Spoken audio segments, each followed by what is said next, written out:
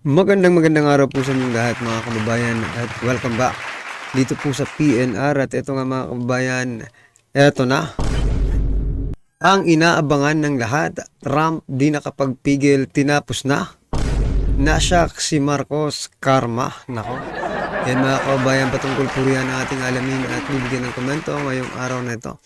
Pero bago natin simulan to mga kababayan, kung di ka pa po nakapag-subscribe sa channel po ng ating kaibigang si Your News PH, yan nasa description po ang kanyang link. I-subscribe nyo na po. Yan mga kaibigan natin. At eto na nga, wag na po natin patagalin to. Simulan na po natin. Sawa na ang bayan ko sa magnanakaw na tao.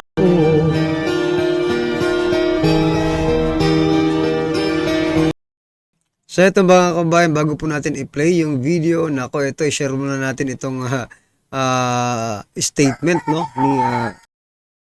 ni Congressman or ni Representative Isaldico. Yan mga kabayan, sabi niya po dito, walang politika pagdating sa ayuda, no? Huwag nating ipagkait sa taong bayan. Nako. Talaga lang ha. Talaga lang ha. Hindi po natin ginagawang tamad ang tao. Eh, anong ginagawa nyo sa tao? Diba? Kung di sila po'y nagtatrabaho ng 16 hours. 16 hours a day. Kaya kailangan po naman na mabigyan man lang sila ng konting pangpalunas ng pagod. So yun pala mga kababayan, 16 hours a day. Nako, ako po hindi naniniwala kasi 'di ba yung pagtatrabaho naman ng tao ay I think 8 hours a day lang, 'di ba?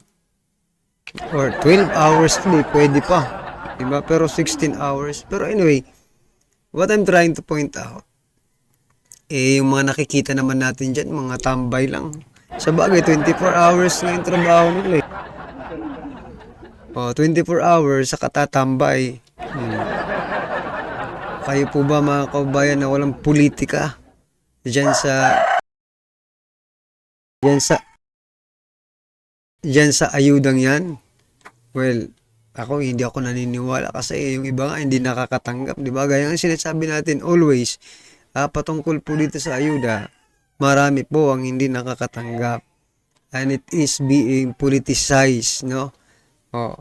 Yan sa mga tagalista, pinupolitika yan eh. Kaya hindi nyo po maluloko ang taong bayan. So mga kabayan, ano po ang inyong reaction dyan? At ito pa, may isa pa po tayong isi-share na balita. Importante din po kasi ito, pasensya na po kayo, no? Ito mga karbi natin, just in, mahigit kumulang 300 Afghan national yan, nakarating na sa Pilipinas. Ayan mga kababayan, ayon sa Department of Foreign Affairs. Ngayong araw ng Enero, kahapon po ito mga kababayan, January 6, 2025, mahigit kumulang 300 Afghan citizens ang nakalapag nasa Pilipinas upang pansamantalang manirahan. Nako po. Habang kanilang hinihintay ang kanilang US visa. Anong masasabi niyo dyan mga kababayan? Ako talagang medyo ako dito mga kababayan, no? Dito sa mga Afghan na ito kasi hindi ko alam, pero para sa akin opinion lang po ito, no? Kung itong mga ito tutulungan natin, no? Tutulungan ng gobyerno. Samantalang yung ating mga kababayan dito wala ang mga tirahan. What I'm trying to point out mga kababayan, unahin sana muna yung mga kababayan natin na sobra naman, di ba? Yung iba mga walang matirahan, sa kalye na lang natutulog, no? It is very unfair to a Filipino, no? na natutulog lang kung saan-saan, walang matirahan. Samantalang itong mga ibang lahi, 'di ba, iko-comfort mo dito. So, yun lang po ang concern ko eh. At saka sabi rin ng iba, baka mga magtrahidor ang mga ito, 'di ba? Alam naman po natin ang mga ganyang ano 'di ba? May mga ano yan may mga topak rin eh.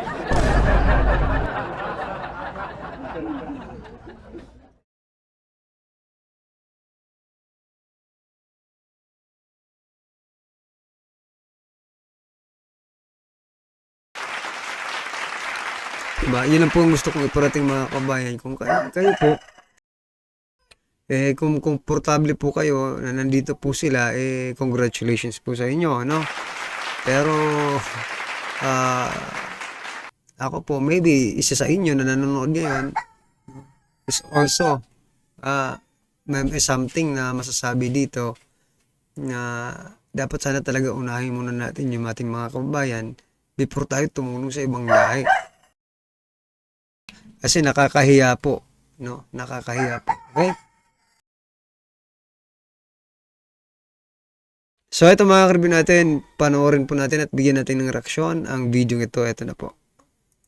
Ito ang breaking news ngayon. Viral ngayon sa mundo ng social media. Mga kilalang personalidad sa bansa umalma sa tila puro ayuda ng Administrasyong Marcos sa pangunguna di umano ng Speaker of the House na walang iba kundi si Martin Romualdez at Pangulong Bongbong Marcos Jr. Di imbitado sa inaugurasyon ni US President Donald Trump. Totoo kaya ito mga kapanig? Ating alamin sa bidyong ito. Pero bago tayo magpatuloy mga kapanig, kung bago ka pa lamang sa aming channel, ay huwag kalimutang mag-like, subscribe at i-click ang notification bell para mas maging updated ka pa lalo sa lahat pa ng mga bagong videos na i-upload namin. At yun na nga mga kapanig, nagsalita na at parami na ng parami ang mga di umano'y kilalang personalidad ngayon laban sa ginagawang ayuda ng Administrasyong Marcos na pinangungunahan ni Speaker Martin Romualdez at ang kanyang mga kasabwat sa Kongreso. Sa pinakahuling naglabas ng kanyang pagkadismaya ay ang sikat na komedyanteng si Vice Ganda na hindi nga nakatiis pa sa kalukuhan ng di umano'y mga kurak sa ating bansa. Ayon pa nga kay Vice Ganda, and I quote, "Nananawagan kami sa mga namumuno sa ating mga mayor, sa gobernador, sa Kongreso. Hindi po sapat na binibigyan natin sila ng tupad at akap. Hindi sapat na binibigyan natin sila ng pera sa tuwing nangangampanya kayo o sa tuwing Pasko. Kailangan niyong magpagawa ng pasilidad sa ospital. Kailangan niyong bumili ng aparato. Kailangan niyong tulungan sila sa kanilang kalusugan." So yan mga kababayan, mabuti pa ito si Vice Ganda, no? Palakpakan po natin. Palakpakan po natin si Vice Ganda, no, sa kanyang statement na ito. Kasi kakaiba po no? Imbis na, compare na lang po natin yung naging statement ni Saldico. Sabi niya dito, panlunas ng pagod, no? At hindi po ginagawang politika. Na hindi na po politika, no, yung ayuda. At hindi ginagawang tamad, no? Ito po ay taliwas naman dito sa sinasabi ni Vice Ganda, mga kababayan. Hindi sapat hindi po yun sapat. It's not sustainable. Yung akap, yung mga ayuda na yan, it's not sustainable, no? Kasi ilang araw lang naman yan, wala na yan Ang gustong mangyari ni Vice Ganda, at hindi lang si Vice Ganda, maaaring kayo na nanonood ngayon, mga kababayan, agree po kayo dito sa sinasabi ni Vice Ganda na instead of giving ayudas, no, magpagawa po sila ng mga infrastructure na makakatulong, no, for the longer time para sa mga Pilipino. Hindi po yung bigay ka ng bigay 1 to 3 days, wala na po yan. Another na naman, mag-aantay na naman po yan. Paano kung hindi na? Di magiging tamad na po ang mga yan. Kailangang sagipin ng buhay ng may karamdaman. Hindi sapat ang 500 pesos na ayuda pag nakikita kayo. End quote. Samantala, sa nalalapit na inaugurasyon ni US President Donald Trump, maraming mga leaders ng iba't ibang bansa ang inimbitahan. Ngunit hindi di umano imbitado si Pangulong Bongbong Marcos Jr. sa inaugurasyon ni US President-elect Donald Trump, na kahit sa kabila di umano ng pagiging ni Bongbong Marcos sa mga Amerikano na tila di umano nalantaran niyang kinakalaban ang bansang China para lamang purihin siya ng Amerika. Subalit tila nagmumukhang katawa-tawa di umano ngayon si Pangulong Bongbong Marcos sa harap ng mga world leaders dahil siya lang ang bukod tanging nakipaglaban sa China, habang ang ibang bansa ay pawang trade at investment ang pakay sa bansang China. At napag-alaman din na imbitado si former President Rodrigo Roa Duterte at si Vice President Sara Duterte na kahit Nakaw. Eto ang nakakahiya talaga, no? Ikaw ang presidente. Ha? Ikaw ang present president of the Philippines. No? Hindi ka imbitado, tapos yung former president at saka vice president imbitado. Anong nangyari? Ibig sabihin, mga kabayan, there is really something wrong. Ha? May something wrong talaga sa kanilang pamumuno. Wherein, it is been noticed, no, by the international community. Hindi lang po Pilipino, kaya kayo, no, kayo na nagbubulag-bulagan, nagbubulag-bulagan at nagbibingi-bingian hanggang ngayon, no? Kayong nagtatanggol pa rin sa mga korap politiko. O, ano? Anong masasabi nyo? Hindi lang mga ordinaryong Pilipino. Pati international community, may impact na yung ginagawa ninyong kabulastugan, no? Nakakahiya po ito. Kasi ang impact nito, opinion mga kabayan, malaki po ang magiging impact nito in terms of investment, no? Kasi parang hindi ka na pinagkakatiwalaan ng Amerika. Now, some of the country, talagang ano yan humahanga sa Amerika, kumbaga. So, wala tayong magagawa kung ma-impluwensyahan ng Amerika yung mga ibang country to not invest in the Philippines. O, diba? Yan ay isang posibleng mangyari, diba? O, base po dito sa action ng Amerika for not inviting the Philippine president. O, kasi dyan sa pagtitipon na yan, maraming tao yan, malaking tao, diba? Malaking negosyante, malaking tao. You can, pwede kang magpakilala doon, pero nawala po ang opportunity na yan. No, nawala po ang opportunity na yan dahil hindi ka nga inimbitahan. Gets, mga kabayan? Malaki pong opportunity itong inauguration ni President Trump. For you to be there, malaking opportunity yon. Makilala mo yung mga ibang leaders at mga ibang negosyante na pwedeng mag-invest sa Pilipinas. Although it's not the proper forum, no? Or, ano tawag dito? Proper activity na mag-ano ka ng investment, but still, makilala mo lang sila in the long run, no? Pwede mo silang hingan ng tulong.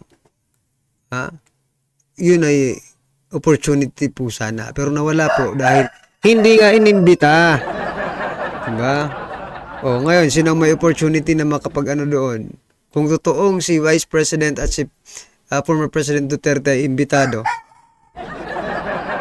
di sila po ang may opportunity na makilala ang iba't ibang leaders at iba't ibang businessman in the whole wild world. Yan. Diba? So, good pa rin. Para sa sambayan ng Pilipino, it's still good di ba?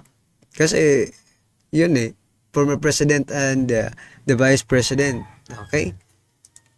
Pilit na sinisiraan at inuugnay sa mga kasong wala namang katuturan na mamayagpag pa rin di umano ang mga Duterte. Ayon pa nga sa marami sa ating mga kababayan na tila nga ba nagpapahiwatig na di umano ang US na talagang sa mga Duterte ang kanilang bilib sa mga world leaders na talaga namang humahanga sa dating Pangulong Rodrigo Roa Duterte. Nang lumabas nga ang balitang ito ay humani naman ng samut-saring komento mula sa marami sa ating mga kababayan na kung saan ay marami nga sa kanila ngayon ang hindi napigilan ng kanilang sarili na maglabas ng kani-kanilang hinaingat komento sa mundo ng social media.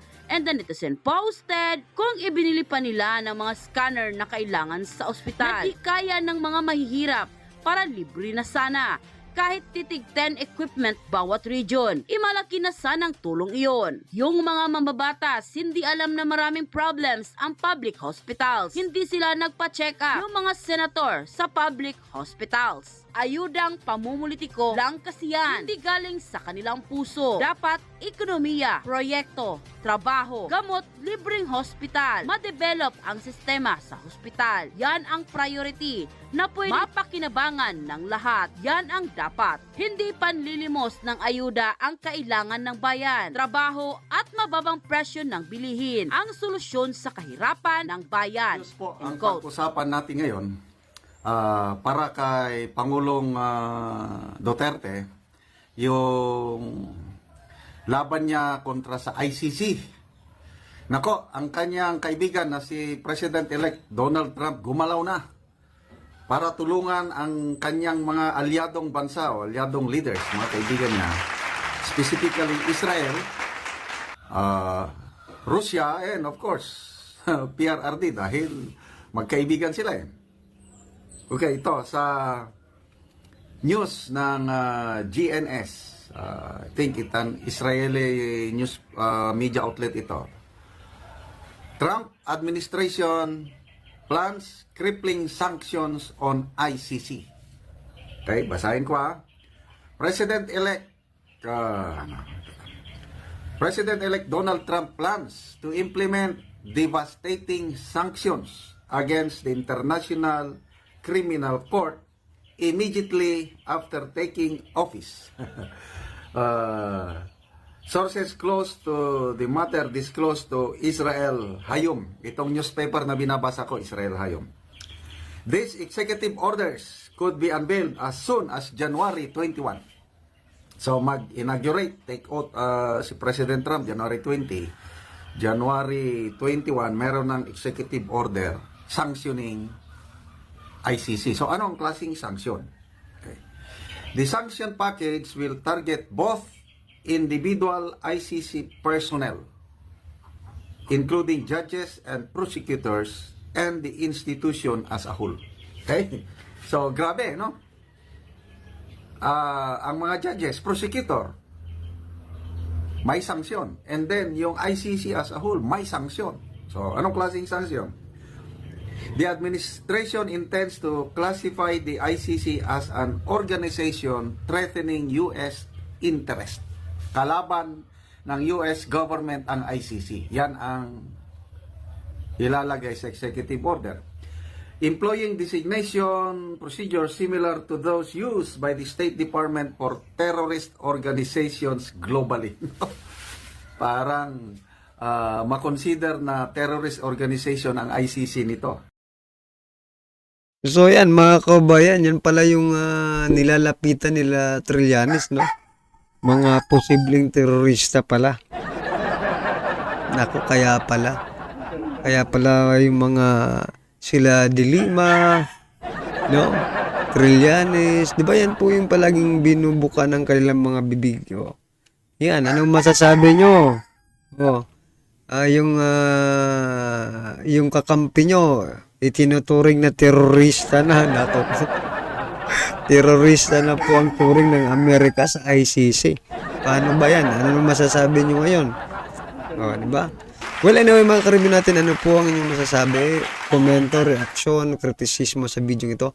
Comment lang po sa baba para at least alam po natin mga kabayan ang inyong opinion. Maraming salamat po. Sawa na ang bayan ko sa magnanakaw na tao.